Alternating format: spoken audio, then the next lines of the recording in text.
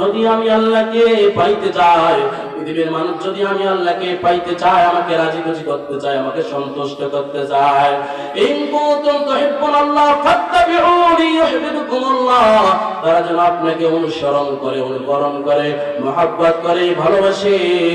তার মানে আমরা যদি আল্লাহকে পাইতে চাই, নবীর আদর্শ আমাদেরকে বাস্তবায়ন করতে হবে। আর আহলে কোরআন বলে যে হাদিস মানার কোনো দরকার নাই, হাদিস শোনার কোনো দরকার নাই, তারা শুধু কোরআন মানে কিন্তু নামাজ পড়া যাবে না, বরং তারা মুসলমানদেরকে ধোঁকা দেওয়ার জন্য পায়তারা করতেছে।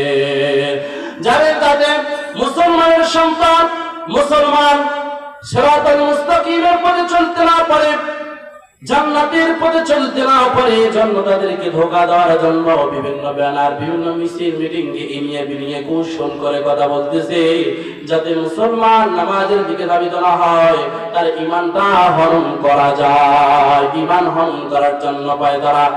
আমরা যদি আজকে আমাদের ঈমানকে ঘাট দেওয়ার জন্য, তরতাজা করার জন্য যদি সচেতন না হই, তাহলে আমাদের ঈমানকে হরণ করার জন্য যত চক্রান্ত আছে, আমাদের ঈমান একদিন হরণ করবে। কেন আপনারা মনে হয় জানেন না, সোশ্যাল মিডিয়ায় গত রমজানের আগে, কয়েকদিন আগে কুড়িগ্রাম, রংপুরের কুড়িগ্রামের এক মসজিদের ইমাম এবং খতিব ইহুদি ধরা পড়েছিল। আপনারা মনে হয় দেখেন নাই। তারা ইহুদিদের এসেন মুসলমানদের ঈমান হরণ করার জন্য, বরং মুসলমানদের মসজিদের মধ্যে নামাজ পড়ায় দীর্ঘদিন ধরে। তারা মনে করত তারা মুসলমান, কিন্তু তারা মুসলমান নয়, তারা ইহুদিদের এসে। সেজন্য আপনাকে আমাকে সজাগ হতে হবে। যদি আপনি আমি সজাগ না হই, নিজের ঈমানকে পরিপূর্ণ, নিজের ঈমানকে আমরা ঠিক করার জন্য চেষ্টা না করি, তাহলে এই ইহুদি নাসারা বিভিন্ন কৌশল অবলম্বন করে এনিয়ে বিনিয়ে আমাদের ঈমানটা তারা আহরণ করার চেষ্টা করবে।